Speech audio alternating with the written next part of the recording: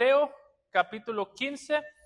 El día de hoy vamos a continuar con nuestro estudio o nuestra serie de predicaciones a través de todo el libro de Mateo. Estamos ya un poquito más allá de la mitad. El día de hoy nos corresponde Mateo, capítulo 15, y vamos a estar viendo los versículos del 1 al 20. Hemos ido versículo a versículo en este libro y el día de hoy este es el pasaje que nos corresponde. Así que cuando usted lo tenga listo, le pido que se ponga sobre sus pies y le pido también que me responda con un fuerte amén para yo saber que estamos listos. Amén. Mateo capítulo 15, versículos del 1 al 20. Dice la palabra del Señor. Entonces se acercaron a Jesús ciertos escribas y fariseos de Jerusalén, diciendo: ¿por qué tus discípulos quebrantan la tradición de los ancianos? Porque no se lavan las manos cuando comen pan. Respondiendo él, les dijo: ¿por qué también vosotros quebrantáis el mandamiento de Dios por vuestra tradición?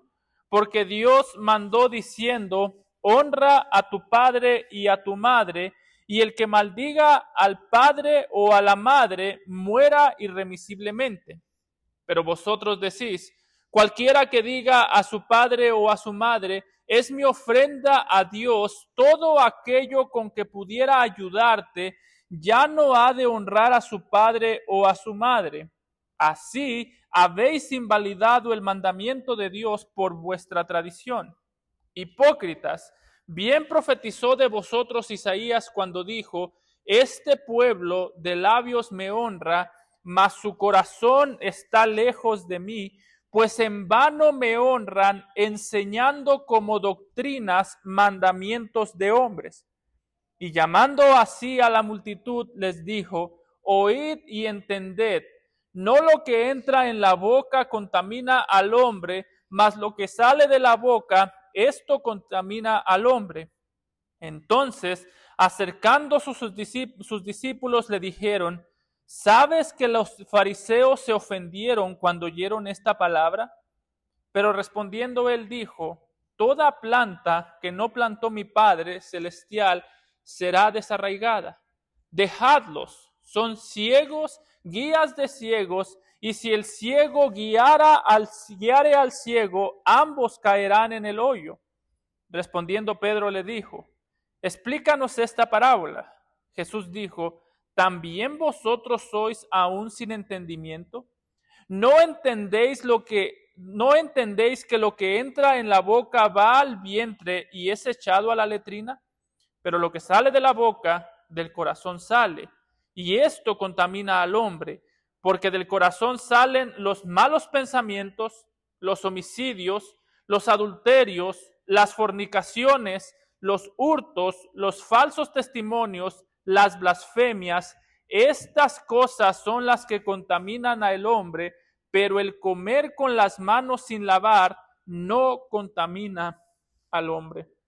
Amado Padre, te damos gracias, Señor, porque no nos has dejado sin testimonio, no nos has dejado como un pueblo ciego que va caminando en las tinieblas sin saber con qué se tropieza, y no nos has dejado, Señor, como un pueblo sordo que va caminando sin tener palabra que lo dirija y sin tener palabra que lo reprenda y lo enseñe, sino que tú nos has hablado con claridad en tu palabra, Señor. Y tú, Señor, a través de tu palabra has prometido perfeccionarnos. Así que el día de hoy clamamos, recordando tus promesas, Señor, que tú prometiste que tú utilizarías tu palabra para perfeccionarnos, pues ella es como el martillo que rompe la roca, como el fuego que quema la hierba. Así que, Padre, rogamos para que ahí donde hay suelo duro en nuestro corazón, esta palabra golpee y podamos ser quebrantados, y ahí donde hay arrogancia en nuestro corazón, esta palabra también golpee y pueda ser crucificado ese fariseísmo y esa arrogancia que todavía llevamos dentro de nosotros. Ayúdanos, Padre, socórrenos a través de tu Santo Espíritu y que tu palabra sea aplicada en los corazones por el poder que habita en ti y por la claridad con la que tú puedes hablar al corazón. Te lo rogamos en Cristo Jesús. Amén. Podemos tomar asiento, hermanos. Yo creo que cuando nosotros leemos este pasaje, y si usted lo ha leído en el pasado, una de las cosas que nos podría dar o podríamos más o menos sacar del pasaje es que podríamos llegar a interpretarlo como uno más de muchos encuentros y de muchos debates que el Señor Jesucristo ha tenido con los fariseos. Hace unas pocas semanas nosotros estudiamos en el capítulo 12 un debate similar del Señor Jesucristo con los fariseos, cuando los fariseos acusaron a los discípulos de comer en el día de reposo, los acusaron de hacer cosas ilícitas en el día de reposo. Y aunque hay un sentido, mis hermanos, en el que este pasaje sí es un debate más entre el Señor Jesucristo y los fariseos, hay otro sentido en el que este pasaje nos presenta no solamente un debate, sino una ruptura o una separación entre el Señor Jesucristo y la nación de Israel, en el sentido en el que el Señor Jesucristo está dando o está condenando a toda aquella generación. Como ya hemos mencionado, ya antes Jesús ha tenido debates con los fariseos. Lo que hace a este debate diferente no es que se está tratando un tema distinto. De hecho, el mismo tema que se ha tratado en el pasado del legalismo se vuelve a tratar. Sin embargo, la razón por la que en esta ocasión Mateo en el versículo 1 comienza diciéndonos que los fariseos con los que Jesús está debatiendo ahora venían de Jerusalén, es porque Mateo quiere que nosotros veamos esto como el debate que va a estallar o el debate que va a hacer estallar la agresión de la nación de Israel en contra del Señor Jesucristo. Si usted continúa leyendo, de aquí en adelante la muerte del Señor se anuncia aún más. De aquí en adelante se habla más del plan que los judíos tenían de matar al Señor Jesucristo. ¿Por qué? Porque los fariseos con los que Jesús está, por así decirlo, peleando, no eran cualquier fariseo. El hecho que diga que venían de Jerusalén quiere decir que estos fariseos no eran solamente fariseos que enseñaban al pueblo. Estos fariseos no eran solamente fariseos que lideraban a pocas personas en el pueblo. No, estas personas eran fariseos que lideraban al pueblo, lideraban a otros fariseos y lideraban a la nación entera. Es como si el día de hoy yo le digo a usted que vino a buscarlo un policía y le digo, pero el policía no era de West Valley, el policía venía de Washington, D.C. Usted diría, y el problema está más grande. Yo no tengo problema con la ciudad, yo tengo problema con el país. ¿Por qué? Porque el gobierno del país está en Washington. Bueno, algo similar está pasando aquí. Está diciendo Mateo, estos son fariseos, pero no son fariseos de la región. Estos son los fariseos que mandaban sobre todo el país. Así que, hermanos, en este pasaje lo que nosotros vamos a ver es cómo el Señor Jesucristo, digamos que se divide de la máxima autoridad de la nación de Israel y cómo el Señor Jesucristo se pelea de la máxima autoridad y de las personas más santas que existían en Israel. Algo interesante de este pasaje, hermanos, ¿sabe qué es? Que el Señor Jesucristo no está peleando con los fariseos por causa de algún pecado escandaloso. A veces nosotros pensamos que las personas más alejadas de Dios son las que cometen pecados escandalosos y ciertamente están alejadas de Dios. No lo vamos a justificar.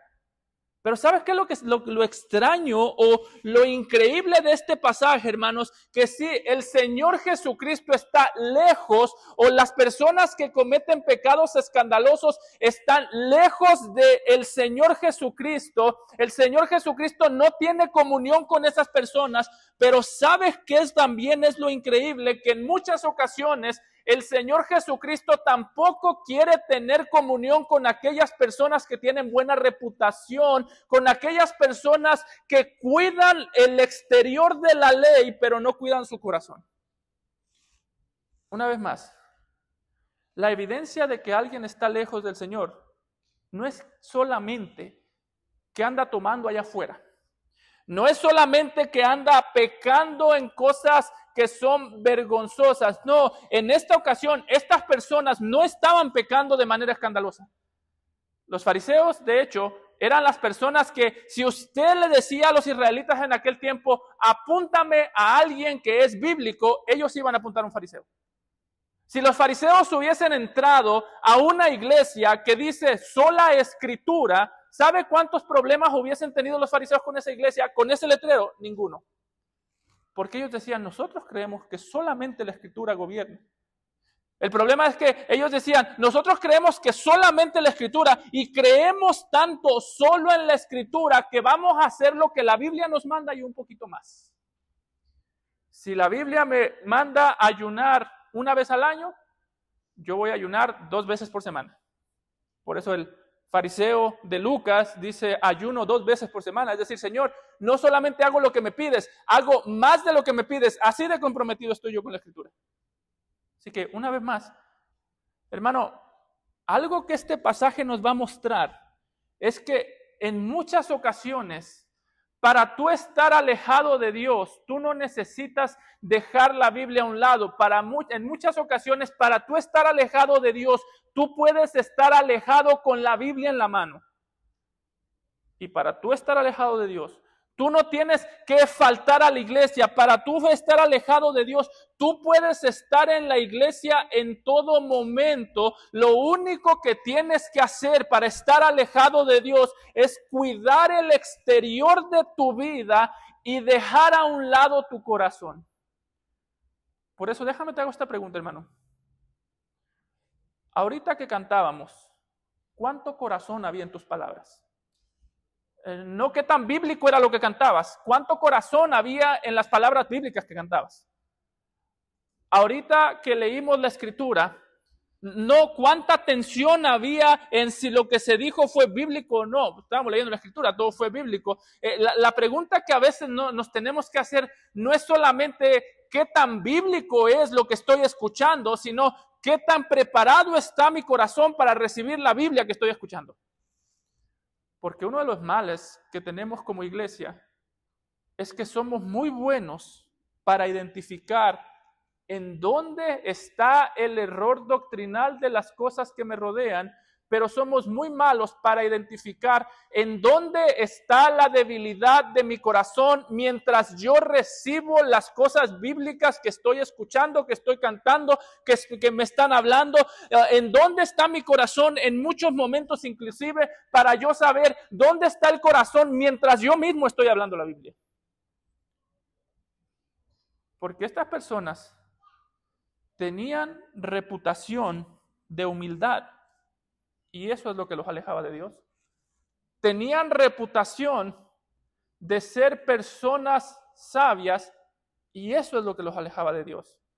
Es una advertencia similar a la que hizo Pablo en Colosenses cuando le dijo a la iglesia de Colosa que no se sometan a los rudimentos del mundo, que no se sometan a aquellos que los obligan a vivir una vida de ascetismo, de dejar de comer, de dejar de dormir. Le está diciendo Pablo, no se sometan a todas las cosas que suenan bien solamente porque suenan bien, porque el apóstol Pablo dice que todas esas cosas, el ayunar excesivamente, el ser la persona que según yo más lee la Biblia, todas esas cosas religiosas a las que yo me apego sin prestar atención al Señor, dice Pablo, tales cosas tienen a la verdad cierta reputación de sabiduría.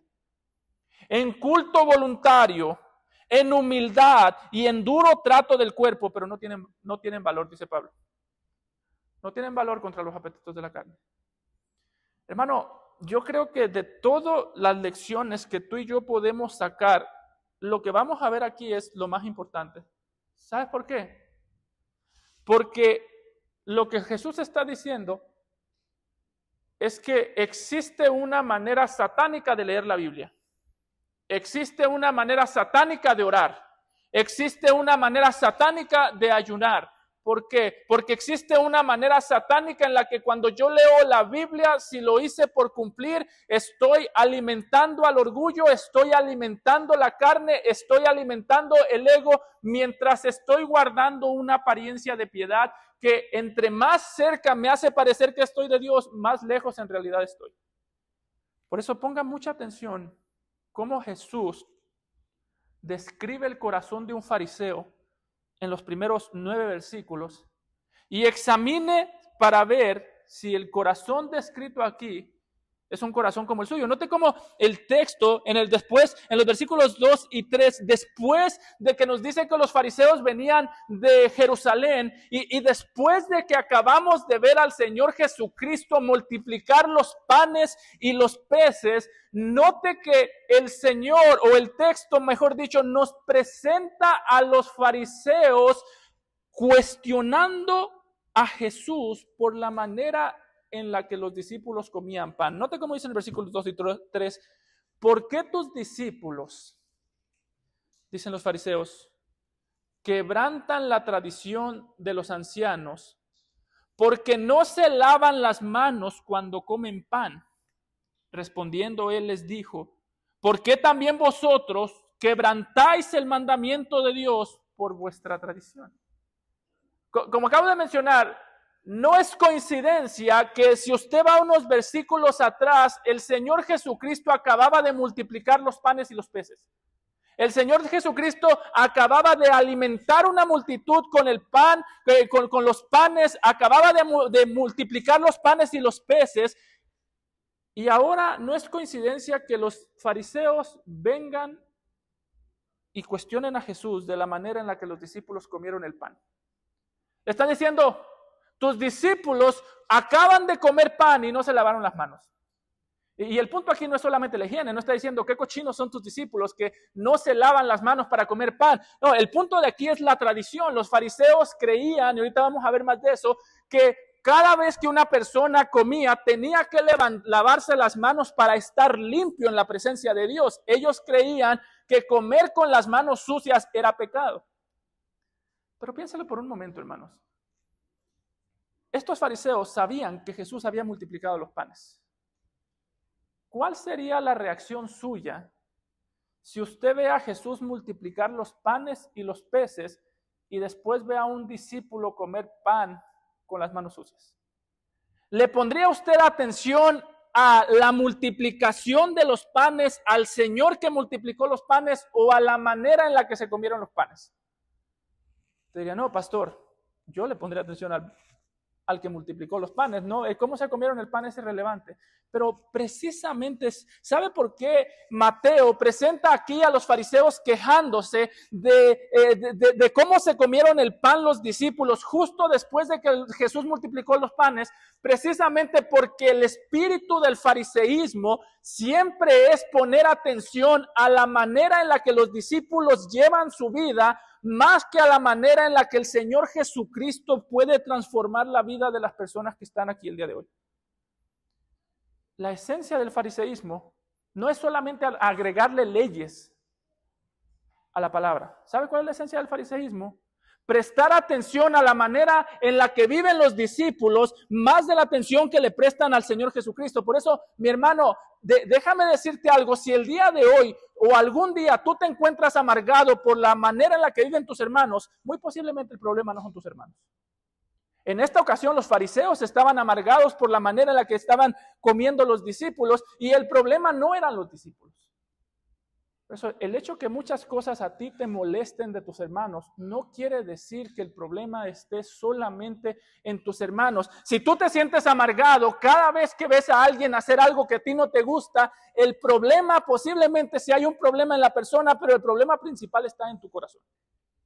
Eso es lo que está viendo aquí. Por eso es que el Señor Jesucristo, note usted que ni siquiera le presta atención a la pregunta de los discípulos. Ni siquiera le presta atención a la pregunta de los fariseos. El Señor Jesucristo pudo ponerse en esta ocasión a pelear con los fariseos y decirles, cuando le preguntaron por qué los discípulos comen pan sin lavarse las manos, el Señor pudo haberles dicho, muéstrenme un versículo en el que diga que tenemos que lavarnos las manos para comer pan. Y ahí se acabaría este sermón. Eso hubiésemos hecho nosotros. O el Señor Jesucristo pudo haber citado Éxodo 30:19, donde se dice que los únicos que estaban llamados a lavarse las manos antes de manera ceremonial eran los sacerdotes antes de entrar al templo, y ahí se hubiese acabado esto.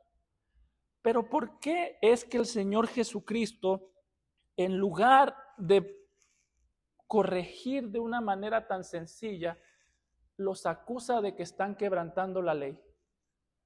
En el versículo 3 Jesús es bastante claro, porque dice el Señor Jesucristo: ¿por qué también vosotros quebrantáis el mandamiento de Dios por vuestra tradición? ¿Sabe por qué lo hace, hermanos?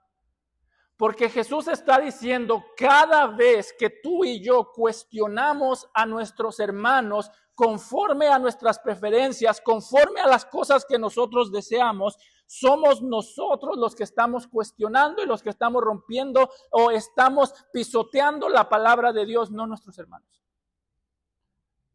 Hermano, cuando tú ves a tu hermano hacer algo mal, o cuando tú ves a tu hermano hacer algo que no te gusta, y la reacción principal es cuestionarlo, el que está rompiendo la palabra eres tú, no tu hermano. El que está rompiendo la palabra eres tú. ¿Sabes por qué? Porque el compromiso con la palabra no es algo que se ve cuando a ti te enoja todo lo que hacen tus hermanos. El compromiso con la palabra no es ni siquiera algo que te lleva a cuestionar todas las cosas que nos rodean. ¿Alguna vez te ha pasado eso?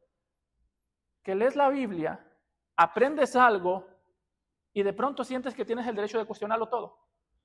Tienes el derecho de cuestionar todo, tienes el derecho de pedir explicaciones de todo, sientes que tienes el derecho de que se te den las explicaciones de todo lo que sucede en tu vida, en la vida, de todo lo que sucede en la iglesia, y te molestas cuando no se te dan explicaciones. Hermano, eso no es que la iglesia está mal, eso es que tienes un corazón fariseo.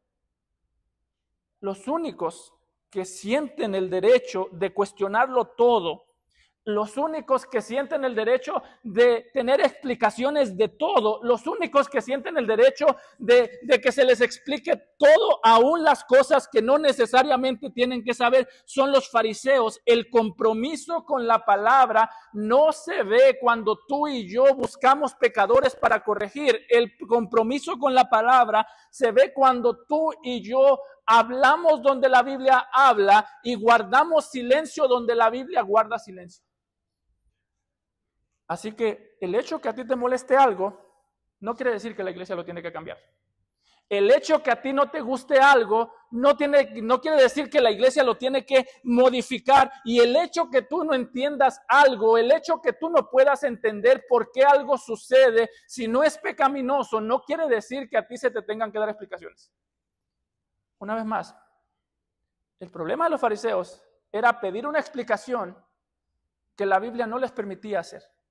El problema nuestro es pensar que entender algunas cosas de la Escritura me hace o me da el derecho de cuestionar a mis hermanos, de atacar a mis hermanos y de corregir a mis hermanos en cualquier área. Hermano, entre tú más entiendas la Biblia, no te vas a volver menos paciente hacia el pecado o hacia las cosas que no te gustan de tus hermanos. Entre tú más entiendas la Biblia, más gracia habrá en tus labios, más paciencia habrá en tu corazón y más prudencia habrá en tu manera de hablar. Dice Salomón en Proverbios 16:23 que el corazón del sabio hace prudente su boca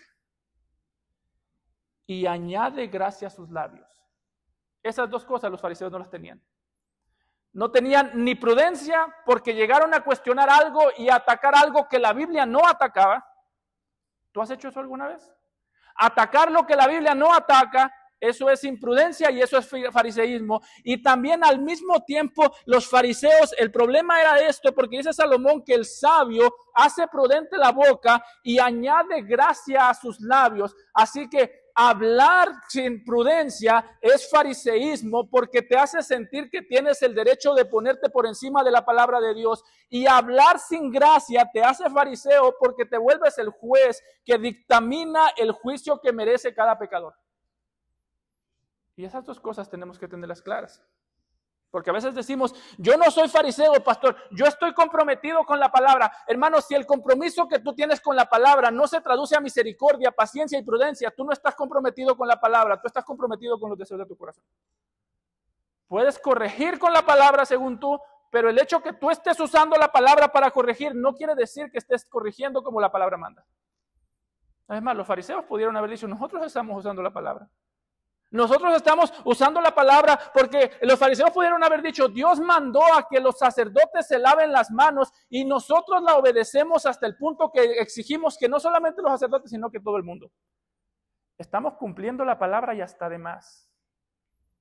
Por eso, hermano, ¿cuál es la relación que tú tienes con aquellas cosas que no te gustan de tus hermanos? A la hora de tú corregir, ¿corriges lo que te molesta o corriges lo que le molesta a Dios? Y a la hora de tú corregir, ¿corriges lo que le molesta a Dios de una manera que le agrada a Dios o corriges lo que le molesta a Dios de una manera que tú también terminas molestando a Dios?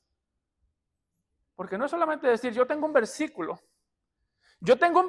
para corregirte. Hermano, casi siempre la gente casi siempre cuando nosotros tenemos un versículo que se nos viene a la mente para corregir, y ese es el versículo que tenemos en la mente para corregir a otros, casi siempre ese es un gran momento para no corregir. ¿Por qué? Porque quiere decir que estás viendo la Biblia como algo que utilizas para manipular, como algo que utilizas para solamente atacar, pero nunca algo que utilizas para consolar, para cuidar. ¿Qué fue lo que leímos al principio? El apóstol Pablo dice, llevad las cargas los unos de los otros y cumplid así la ley de Cristo. Dice el apóstol Pablo, si tú quieres cumplir la ley, tú sabrás que la quieres cumplir porque no la usas para regañar, porque no la usas para reclamar, sino que la usas para exhortar y consolar. Así que tenemos que cuidarnos mucho de esa mentalidad que abunda en la iglesia cuando decimos, a mí me gusta decir lo que yo pienso. ¿Sabes a quién más le gustaba? A los fariseos. A ellos les encantaba decir lo que ellos pensaban. Debemos cuidarnos de esa mentalidad de decir, a mí me gusta hablar lo que yo pienso porque sentir que tengo cierto derecho. Debemos cuidarnos de esa mentalidad que nos lleva a decir, mira todo lo que yo he hecho y ahora yo te puedo decir que tú también lo tienes que hacer. Hermano, si el día de hoy tú para exhortar a un hermano, antes de exhortarlo, te tienes que comparar con él, ten mucho cuidado. No, pastor, yo antes era así, ahora ya he madurado y tengo derecho de exhortar. No exhortamos porque tenemos derecho, exhortamos porque el Señor manda y exhortamos no con nuestra justicia en mente, sino con la cruz de Cristo en mente. Así que tú no exhortas a tus hermanos porque tú llevas más tiempo que ellos. Tú no exhortas a tus hermanos cuando un hermano no viene a la iglesia, tú no lo exhortas a que venga porque tú sí viniste. Así que ten mucho cuidado. Yo estuve ahí y no te vi, ¿qué pasó? Esa no es manera de exhortar. Tú no exhortas a tus hermanos porque tú viniste y ellos no. Tú no exhortas a tus hermanos porque tú eres responsable y ellos irresponsables. Tú los exhortas porque Dios manda y tú los exhortas no porque tú obedeciste y ellos no. Tú los exhortas porque Cristo obedeció, porque Cristo murió, porque Cristo resucitó y porque el Señor Jesucristo prometió que Él los restaurará y que Él los perfeccionará. Por eso exhortas. Si no, estamos haciendo lo correcto de una manera muy incorrecta. Estamos llevando las cargas de nuestros hermanos y en lugar de cargarlas con ellas, les estamos poniendo más carga sobre ellos. Eso era lo que los fariseos querían hacer. Básicamente el fariseo estaba diciendo, Señor, o estaba diciendo Jesús, si yo soy un esclavo de la tradición, ¿por qué tus discípulos no pueden serlo?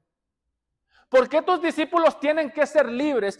Y cada vez que tú haces eso, estás diciendo, Señor, ¿por qué si yo soy un esclavo de mis deseos, por qué otros discípulos no pueden ser esclavos? El mal del fariseo es que se esclaviza a sí mismo y no está contento hasta que ha esclavizado a otros.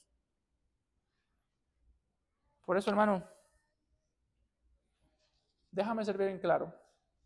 Yo no estoy diciendo que debemos dejar de corregir a los hermanos.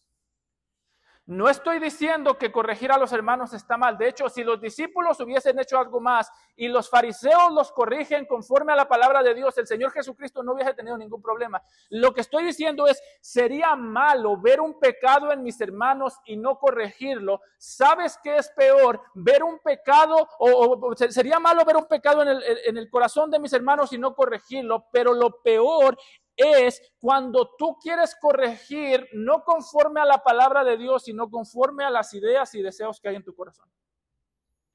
Hermano, hay muchas cosas que quizás tú haces que otros hermanos no van a hacer y no hay ningún problema. Pastor, yo me levanto a las 6 a orar. Quizás otros hermanos no se van a levantar a las 6 a orar y tú no eres mejor. Quizás ellos oran en la noche. Y las oraciones, te voy a decir algo que es profundo, las oraciones a las 6 de la mañana en el cielo se escuchan igual que las oraciones a las 7 de la noche. Quizás tú lees la Biblia en un año y tus hermanos no la leen en un año, ellos la leen en 3. Hermano, no hay ningún problema. Ten mucho cuidado de aquellas cosas que tú prefieres y aquellas cosas que prefiere Dios. La próxima vez que tú te encuentres a ti mismo viendo con detalle o viendo, juzgando de manera bastante minuciosa cada cosa que hacen, cada cosa que comen, cada cosa que escuchan tus hermanos, ten mucho cuidado, porque si tus ojos están puestos en cómo come, en cómo se viste, en qué escuchas, si todo el tiempo estás pensando en eso, posiblemente tú estás teniendo el corazón de un fariseo.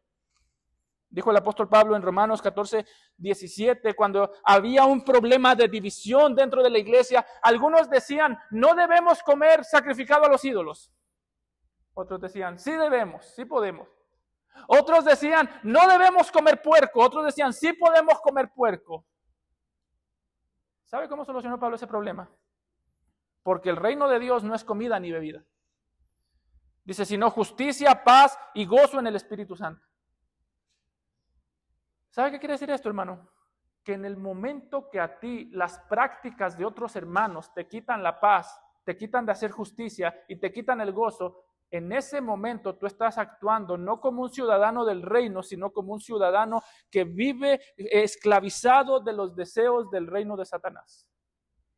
Pablo es claro, el reino de Dios no es comida. Entonces, ¿podemos comer cerdo o no podemos comer cerdo? Dice Pablo, a mí no me importa. ¿Podemos ir al cine o no podemos ir al cine? Pablo, a mí no me importa. Ahora, lo que sí me importa, diría Pablo, es si a ti te amarga que alguien vaya al cine.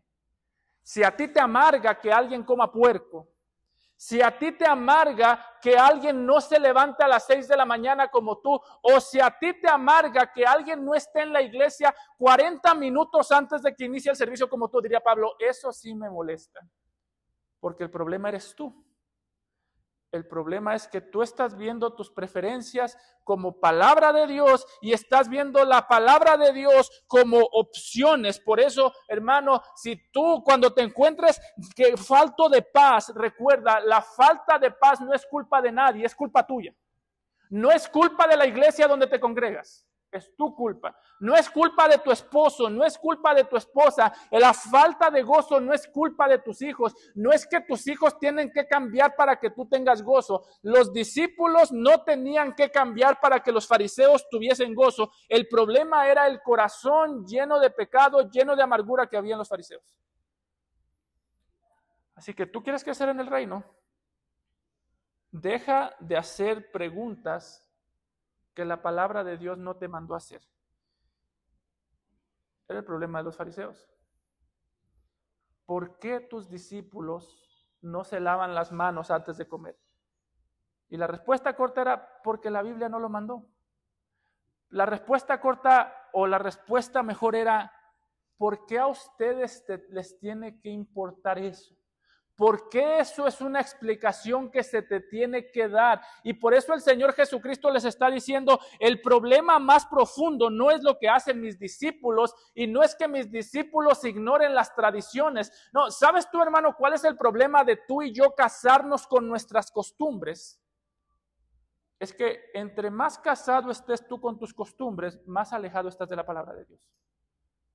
Es muy probable que si tú estás casado con tu costumbre de levantarte a las 6 de la mañana a leer la Biblia y orar, y exiges y te enojas cuando te das cuenta que hay hermanos que son las 12 del día y todavía no leen la Biblia, si tú te enojas por eso, es muy probable que tú te levantas a las 6 de la mañana a leer la Biblia, pero ya se te olvidó para qué lees la Biblia.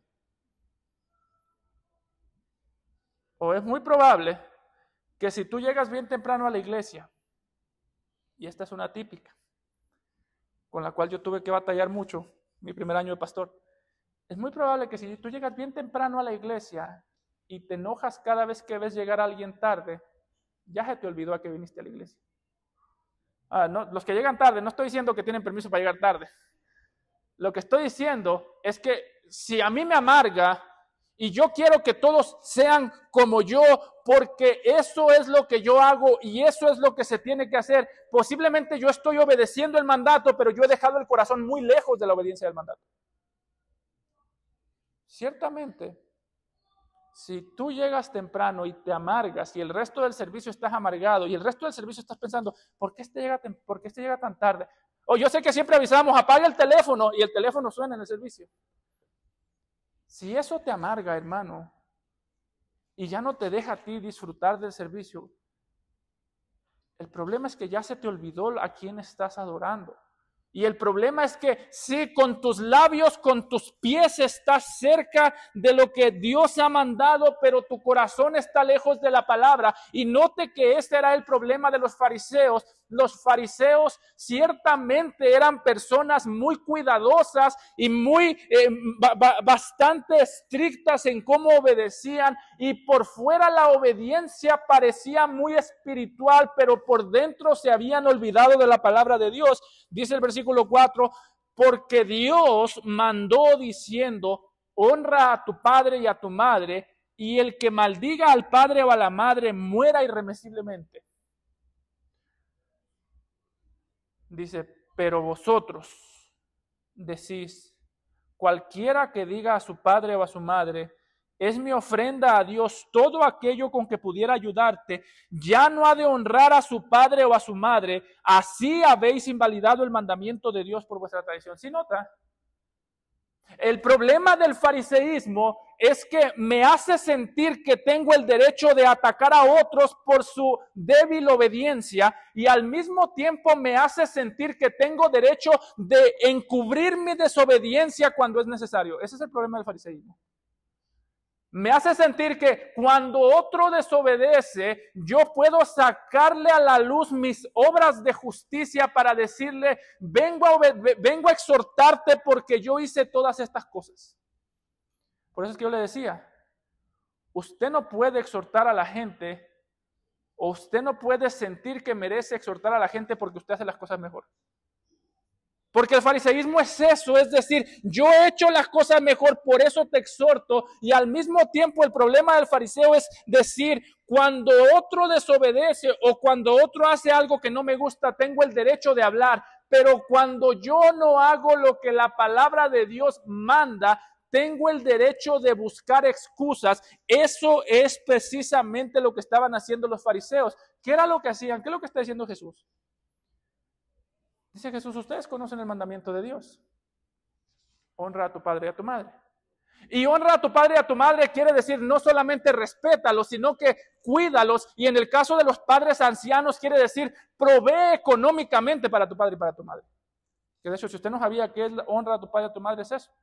Que en el momento que mis padres son ancianos y ya no pueden trabajar, si yo no los cuido, si yo no proveo sus necesidades, yo estoy pecando. Estoy pecando con el Señor. Dice el Señor, ustedes conocen ese mandamiento. ¿Y cómo excusan ese mandamiento? Diciendo, en el momento que mi padre y mi madre tienen necesidad, mi respuesta a mi padre y a mi madre es decirles, todo lo que yo te pudiese dar, lo he dedicado al Señor. Es como si el día de hoy alguien dijese, mi padre y mi madre tienen necesidad, pero yo no les puedo ayudar porque tengo que aportar a las misiones. O mi padre y mi madre tienen necesidad, pero yo no les puedo ayudar porque tengo que aportar a la iglesia. Dice el Señor Jesucristo, el problema del fariseo el problema de esta desobediencia, y lo está poniendo como un ejemplo, es que el fariseo siempre tiene la astucia para sonar espiritual con los labios, mientras que con los pies está imitando al diablo. Por eso que Jesús aquí está atacando la lengua.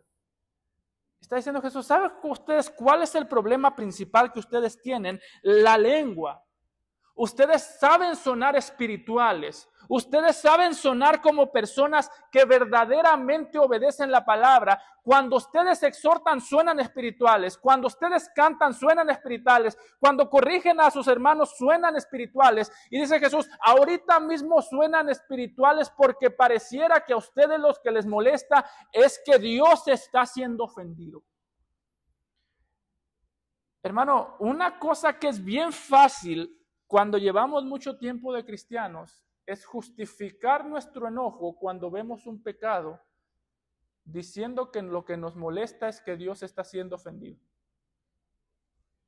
Pastor, la gente no llega temprano y ya estoy harto porque están deshonrando al Señor. Eso no es una persona que está cansada de que el Señor esté siendo deshonrado. Pastor, ya sonó un teléfono o sonaron los niños están gritando y distraen, y esto es la casa del Señor y la casa del Señor se respeta. Ese no es el tono en el que habla alguien que está dolido porque el Señor está siendo ofendido. Que de hecho, se dice de paso, que los niños suenen no es, o que los niños griten, no que suenen, no son teléfonos, no es un pecado. ¿Sabes cuál es el problema, hermano? Que Jesús está diciendo, ustedes detrás de sus bonitas palabras esconden sus terribles intenciones. Ustedes detrás han aprendido a hablar tan bonito que cuando ustedes hablan suenan maduros y cuando la gente los ve suenan bíblicos, pero cuando Dios los ve dice, este pueblo de labios me honra, mas su corazón está lejos de mí. El peor peligro que puede sucederle a la iglesia es cuando empieza a sonar bíblica sin tener un corazón lleno de convicciones bíblicas. ¿Y cómo sabemos nosotros que nuestras convicciones son bíblicas? Porque sí reconocemos el error, reconocemos el pecado, pero al medio de todo eso reconocemos nuestra responsabilidad de actuar con amor y misericordia contra el pecador. Por eso le digo que cuando usted se enoja por cualquier debilidad, cualquier costumbre tuya que la gente toca, cualquier costumbre tuya que la gente no respeta, o cualquier, inclusive me atrevería yo a decir, cualquier pecado que tú ves en tus hermanos, debilidad, si lejos de llevarte a tener compasión, te lleva a ti a llenarte de ira, tú no estás enojado porque Dios está siendo deshonrado. Tú estás enojado porque sientes que tienes el derecho de estar enojado, porque sientes la superioridad que sentían los fariseos. Y ahí es donde empieza el juego de voy a sonar bien bíblico mientras descargo mi ira. Voy a sonar bien bíblico. ¿Y cómo voy a sonar bien bíblico? Lo voy a decir después, para la gloria de Dios. Como que yo llegue y le diga a usted, hermano, usted no sirve para nada, para la gloria de Dios. Usted venga a mi casa y yo le diga, hermano, lárguese de mi casa para la gloria de Dios. Me diría, pastor, una cosa contradice la otra. Bueno, una cosa contradice la otra cuando tú y yo nos llenamos de ira por la debilidad de nuestros hermanos. El fruto del Espíritu no es ira, gritos y enojo, es amor. Es el primero. Hay paciencia, hay mansedumbre. Y ¿sabes por qué todos esos es el fruto del Espíritu?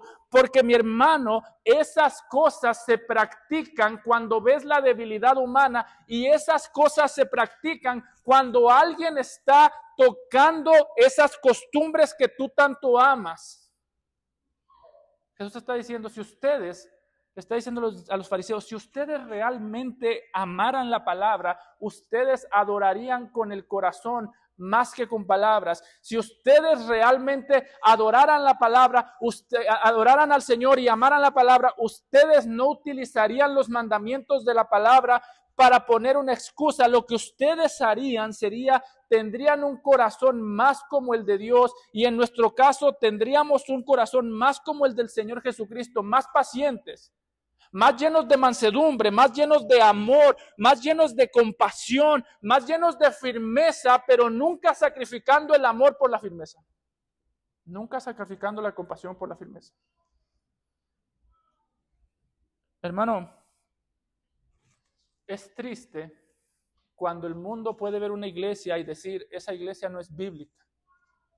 Eso es triste porque eso quiere decir que el pecado de la iglesia ya está muy obvio. Pero es más triste cuando el mundo puede decir, qué bíblica es esa iglesia, y Dios dice, sí, pero su corazón está lejos de mí. Sí conocen la Biblia, pero no la aman. Es lo que vimos en el Sermón del Monte, cuando Jesús dijo, hipócritas. ¿Qué quiere decir la palabra hipócrita? Bueno, versículo de aquí es la definición. Hipócrita no es alguien que dice una cosa y hace otra distinta. No es alguien que dice, amen a su esposa y después él va a su casa y le pega a su esposa. Ese es un hipócrita, pero la hipocresía de la que habla Mateo es esta. Un hipócrita es alguien que con los labios dice lo que es correcto, pero con el corazón no está hablando la verdad. Es alguien que con sus labios dice lo que sabe que se tiene que decir, pero en su corazón no tiene esa convicción. Es alguien que puede decir, tenemos que ser pacientes, pero en su corazón desea matar a todo aquel que peca contra él. Eso es un hipócrita. Es alguien que puede hablar la verdad, que puede decir la verdad, pero en su corazón odia la mentira. Dice el salmista en Salmo 62:4 que el que ama la mentira, note usted cuál es la característica del que ama la mentira. Dice, aman la mentira, con su boca bendicen, pero maldicen en su corazón. De vez en cuando, hermano, sería saludable que tú no creas lo que tú escuchas con tu propia boca, que tú creas lo que escuchas cuando no estás hablando y escuchas hablar el corazón. De vez en cuando sería saludable que cuando tú te quieras examinar, no examines las palabras que salen de tu boca, sino las que se quedan en el corazón que nadie más puede escuchar, porque eso es lo que tú crees. Con su boca bendicen, con su corazón maldicen. Todos tenemos esa voz interna que no se calla. Cuando nuestra esposa nos pide disculpas, o bueno, yo sé que los hombres somos más humildes. Cuando nuestra esposa nos pide disculpa y decimos, está bien, pero por dentro estamos diciendo, ya vas a ver. Cuando nuestra esposa nos pide disculpa a nuestros hijos y decimos, está bien, pero por dentro estamos diciendo, ¿y eso para qué sirve?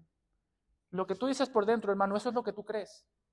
Cuando estás cantando, tú crees lo que no necesariamente lo que sale de tu boca, sino lo que sale de tu corazón. Por eso es que te decía que muchas veces nuestro mayor problema no es que nos faltan palabras para adorar al Señor. No, nuestro mayor problema es que nos sobran palabras, pero nos falta corazón. Hay muy poco corazón en lo que cantamos, hay muy poco corazón en lo que predicamos, hay muy poco corazón en lo que oramos. Por eso es que las oraciones siempre suenan como un monólogo que ha sido repetido, como una grabación repetida, como algo que ya se ha grabado y lo único que hay que hacer es ponerle play, porque estamos muy entretenidos con los labios hablando, pero el corazón no está involucrado, por eso siempre suena que estamos diciendo lo mismo. Siempre sonamos que estamos a la carrera. Y siempre sonamos a que estamos diciendo, no orando por las mismas cosas, que eso no tiene nada de malo, usando las mismas palabras de siempre. Porque nos hemos acostumbrado a sonar bíblicos sin cuidar el corazón con la Biblia. No es más, siempre por eso estamos encarrerados en todo. Hace tiempo yo visité una iglesia que a lo mejor ya no me van a invitar. Pues decía, aquí los sermones duran 20 minutos porque queremos atraer a la gente. Y mi pregunta es, ¿y qué tanta prisa tienes de que se acabe el sermón? ¿Qué otra cosa tienes que hacer el domingo? ¿Qué otra cosa tienes? ¿Por qué te urge salir? ¿Por qué te urge que se acabe la música? ¿Por qué te urge que se acabe el sermón? ¿Por qué te urge que se acabe la oración? ¿Por qué te urge que se digan las cosas con la boca? Pero ¿qué te hace pensar que no necesitas tiempo para procesar, para entender y para creer con el corazón todas las cosas que estás escuchando? ¿Cuál es la prisa? ¿Por qué siempre nos urge decir lo que tenemos que decir con los labios y después salir de aquí? Hermano, podríamos decir mucho más de esto, pero déjame te digo en síntesis. Cuidar tu corazón es trabajar con lo que piensas cuando terminas de hablar. Eso es. Cuidar la lengua es cuidar lo que digo cuando estoy delante de la gente. Cuidar el corazón es cuidar lo que sigo pensando cuando ya la gente no me escucha. Para mí, cuidar la lengua es cuidar lo que digo cuando estoy detrás de este púlpito. Cuidar el corazón es cuidar lo que pienso cuando me bajo del púlpito, cuando estoy en mi casa, cuando estoy a solas, cuando nadie me ve. Esa voz que llevas dentro es la que más tienes que cuidar. Si después de tú decirle a alguien que lo perdonas, dentro de ti sigues recordando lo que te hizo, si después de tú decirle a alguien que lo perdonas, dentro de ti sigues enojado con esa persona, la realidad de lo que eres tú es lo que no dices, no tanto lo que dices. Ciertamente de la abundancia del corazón habla la boca, pero ciertamente también el corazón es engañoso, dice Jeremías. ¿Quién lo puede entender? Ciertamente el corazón tiene esa manera de hacernos sentir que somos más espirituales de lo que realmente somos. Y es lo que le estaba pasando a los fariseos. Adoraban al Señor con sus labios y el corazón les decía, lo has hecho muy bien. Pero nunca trataron con su corazón.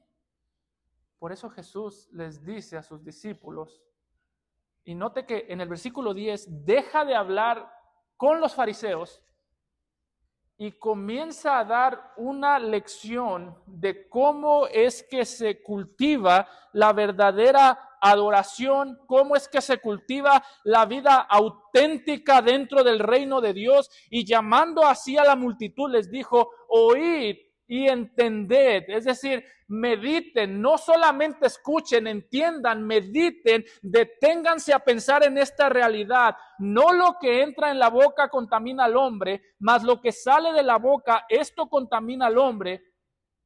Entonces, acercándose a sus discípulos, le dijeron, ¿sabes que los fariseos se ofendieron cuando oyeron esta palabra? Pero respondiendo él dijo, toda planta que no plantó mi Padre Celestial será desarraigada.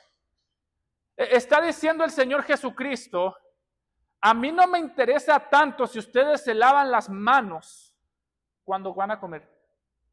No me es un pecado, no es pecado comer con las manos sucias. Y dicen los discípulos, ¿sabes, Señor, que los fariseos se molestaron? Y esto es lo bonito del Señor Jesucristo, que les dice en el versículo 14, déjenlos. Son un ciego guiando a otro ciego, van a ser arrancados por mi Padre. Pero Jesús, lo que está diciendo el Señor Jesucristo es, ustedes no se preocupen por los fariseos. Ustedes, su mayor problema, está diciendo el Señor Jesucristo, no son ni siquiera los fariseos, porque los fariseos viven preocupados de lo externo y eso es lo que hace que sea una evidencia que ellos no son hijos de Dios. Ellos serán arrancados porque no son una planta que ha sido plantada por el Padre. Está diciendo lo mismo que dijo en Juan 10 cuando dijo que las ovejas del Señor Jesucristo oyen su voz. Los fariseos no me escuchan porque no son de mis ovejas, déjenlos. Lo que está diciendo Jesús es, aún para ustedes, su mayor problema no son los fariseos, sino su corazón. Hermano, tú no puedes ver el pecado como algo que se te metió. El pecado no es una gripe que tú agarraste por irte a juntar con personas incorrectas. De hecho, yo creo que a veces hacemos muy mal en solamente decirles la mitad de la verdad a nuestros hijos. No te juntes con tal persona porque tiene malas mañas y se te van a pegar. No, hermano, A su hijo no se le pegan las malas mañas, su hijo las trae adentro. Y decirles eso es hacerle pensar, él es el problema y tú no tienes ese problema. No, no negamos que el pecado por afuera nos afecta. Si yo voy y me meto a un lugar donde hay cosas que no debo ver, me va a afectar. Pero ¿sabes por qué el pecado externo afecta a mi corazón? Porque esas semillas de ese pecado ya estaban en mi corazón. Así que no le diga a sus hijos, te van a pegar las malas mañas. No, tú tienes esas malas mañas en tu corazón y en el momento que tú tengas la oportunidad las vas a sacar a la luz. Y es lo que le está diciendo Jesús a los discípulos. Les está diciendo, mis discípulos, el problema no es que se les meta el pecado al corazón. El problema es que el pecado sale del corazón. A mí no me ofende que ustedes coman con las manos sucias. A mí lo que me ofende es que ustedes no tengan interés en limpiar su corazón. Por eso es que los salmistas nunca los vemos quejándose de las circunstancias que los llevaron a pecar. Salmo 51, David había pecado y había caído en pecado con Betsabé, había cometido adulterio y no dice, Señor, perdóname, Señor, y quita los deseos sexuales de mi corazón. ¿Verdad que no dice eso? De hecho, la sexualidad ni se menciona en ese salmo. Alguien que leyera ese salmo sin saber que David había pecado con Betsabé, no sabría que David cayó en un pecado sexual. ¿Sabe qué es lo que David sí hace? Está diciendo, Señor, limpia mi corazón, límpiame con hisopo, Señor, renueva mi espíritu, devuélveme el gozo de salvación, porque todo el pecado que yo he cometido, todas las semillas de todos los pecados estaban en mi corazón y en la primera oportunidad que yo tuve lo saqué a la luz. Así que tú no te enojas porque tus hermanos pecan. Tú te enojas porque eres pecador. De hecho, tú no pecas ni siquiera porque vives en un mundo en decadencia. ¿Sabes qué es una realidad, digamos que triste del mundo? Que el mundo es un retrato de tu corazón. Pastor, hay mucha violencia en el mundo. Lo dice el esposo que le acaba de gritar a la esposa.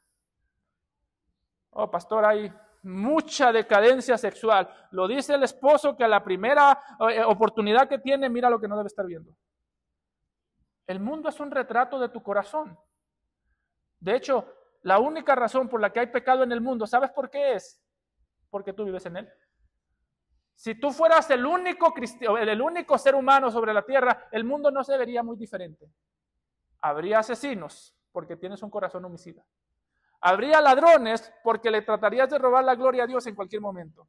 Habría mentiras porque te mentirías a ti mismo en todo momento. Hermano, el enemigo más grande que tú tienes no es el diablo, no es el mundo. De hecho, si el diablo y el mundo se unieran y nuestro corazón estuviese bien, el diablo y el mundo no son tan peligrosos.